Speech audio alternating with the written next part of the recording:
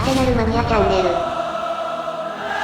ご覧いただきありがとうございます。よろしければ高評価、チャンネル登録お願いします。カムオンガナーズ。ミケル・アルテタ、当時37歳、監督就任後ファーストインタビューの一本です。Mikel, you're back, and you're back as the head coach. How special is this moment for you? I'm extremely happy and excited and proud to come back home. It's absolutely an honor for me to be given the opportunity to come back, and I don't know, I can't wait to start. It's been emotional when you said goodbye last time. There were tears on the pitch, a goal in your final game. Now you're back seeing familiar faces. Lots of emotions. It is. It's been tough to leave the environment that I was working with, and at the same time I'm so excited to come here. I know a lot of people in the organization. I started to get a little bit of feedback the last few days, how excited people were starting to be. And then I'm a little bit shocked with all the changes and improvements that the club has made in the training camp. How would you describe the club you've come back to? How do you feel about where it is right now? Well, I think we are in a difficult moment in terms of results and in terms of what's happening around the environment.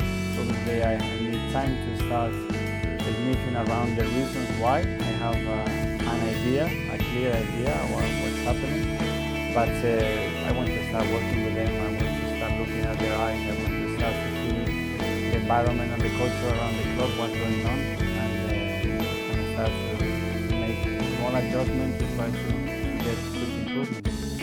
You've been a player, a captain, a first team coach. Why is now the right time to make that final step? Well, I think I was very careful in the last year of my career to respect really how I was feeling. And towards the last 1 or 2 years at the club, I started to feel the necessity to start doing my coaching badges, to start to coach the young players here at the academy, and see how I was feeling and that feeling how I was progressing. I decided to stop my career and stop playing in terms of going to a different place, and I got the biggest challenge, obviously, to work with Pep and my team. So they gave me an incredible opportunity. I embraced it. I've been working in the most challenging environment that you can imagine, with the expectations every 3 days. So I've learned a lot of things in the process. I've seen a lot of things that work and they don't work, and I know how a winning culture should look like. For me, the most important. Skeptics will say, oh, Mikel's never been a head coach, he hasn't got much experience. What do you say to that? I won't convince the players that I have experience. I will convince the players that I know certain things we have to do that are non-negotiable, that will bring success. And things will happen when we do those little things. I will convince them to that. And the rest will come. Experience will be 1 day training, 2 days training, 1 game, 5 days, 1 year. It will come up. But at the moment, the only thing I cannot convince them is that I have experience in doing so. Having said that, Pep says about you, he behaves like a manager already. What does he mean by that? Because he's been allowing me more and more space over the years with him, and he's giving an incredible environment and freedom to work and to express myself the way I want it, and then we generated an incredible chemistry between the both of us. It was so powerful to convince players and staff how we wanted to. You've learned from two of the greatest managers of the modern era, Pep, of course, Arsene Wenger previously. You'll have your own ideas, but what would you like to take and borrow from them? I don't know, they are completely different, both managers.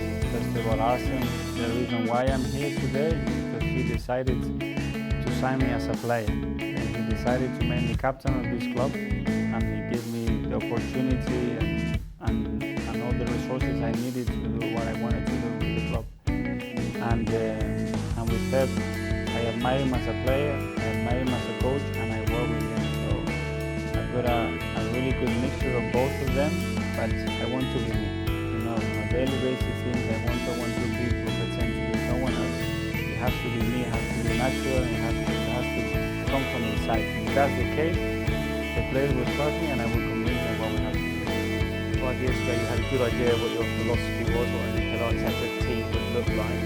That's 5 years ago. Has your philosophy changed as football has changed?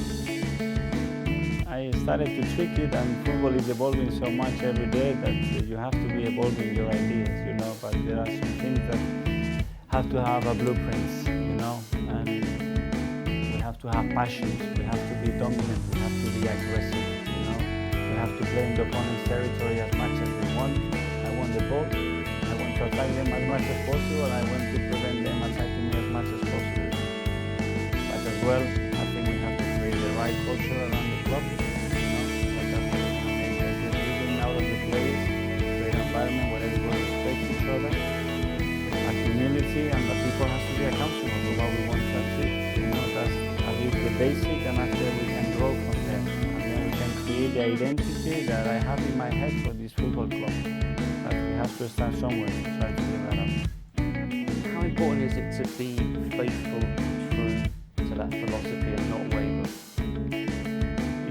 It's what I know and what I believe in.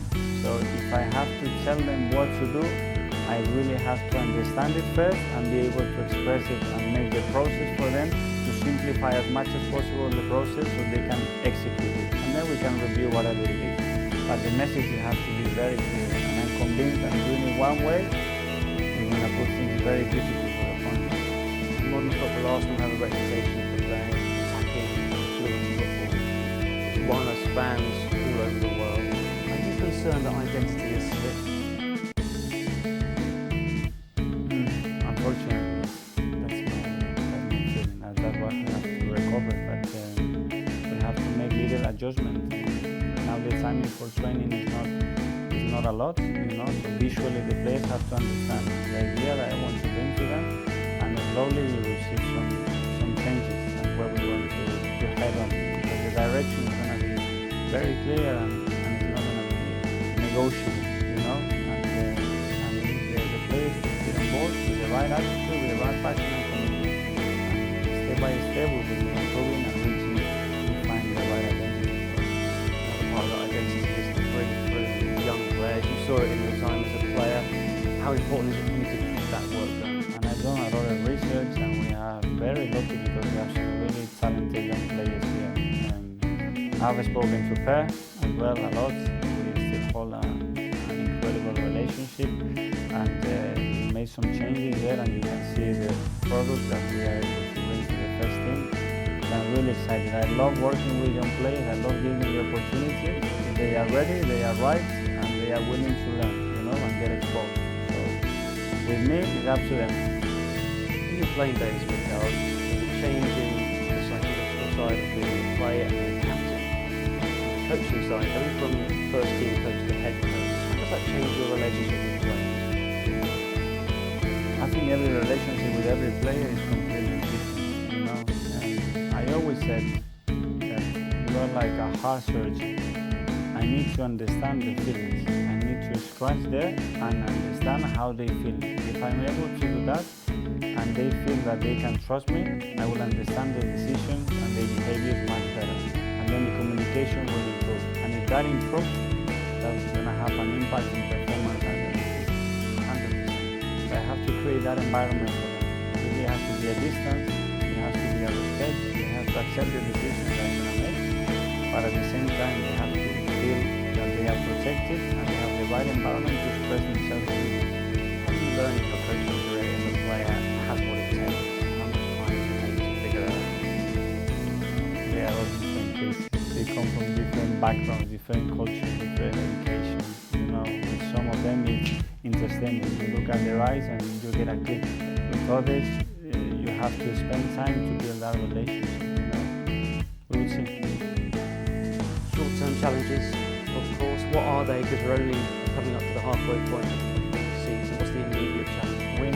We need to win football games. You know, football games when you win, the confidence straight away races. Everybody starts to get on board, and then obviously we start giving them relationships and things that I expect from them. And we will start very simple with some of the things that I will be asking them to do, everybody, and then we will start to go into detail. But they need direction, they need a structure, and I have to give them the truth. I have to tell them before what's going to happen, then it has to happen. And when it happens, the tools that I've given them before have to be the ones to resolve the situation that they say that if I do that, they're going to believe me and they're going to follow me. The fans will be watching very, very closely, of course. They've been frustrated for some time now. What's your message to them? That please, that we need them so much. You know, I was in the bench next to it the other day, and I felt bad, you know, when you see disappointment on the faces of the crowd. I understand, you know, we have to be the ones that we are able to transmit that our idea is reaching to them, to engage them, because we need them. We have to connect those powerful cables together to become what this club deserves to come. You know, without them, we cannot do it. Because at the end of the day, we play football to enjoy the fans, you know, and they make a lot of sacrifices to be able to watch us, and they suffer, and we have to understand it's our responsibility. So we have to engage them. So if they give us a little bit, we give them more, and then it will be a consequence one or the other. But we need them big time. Well, you once said that when the crowd get going at the Emirates, I think we're unstoppable. It's incredible. The stadium. When I was here, I had an impression. When you just leave this football club and you are in the opponent's bus and you are driving and you look at the stadium and when you get into the crowd, you say, wow, this is a place. The opponent has to have fear to come to the. That's what we have to, again, create fear on the opponent. That's a big advantage.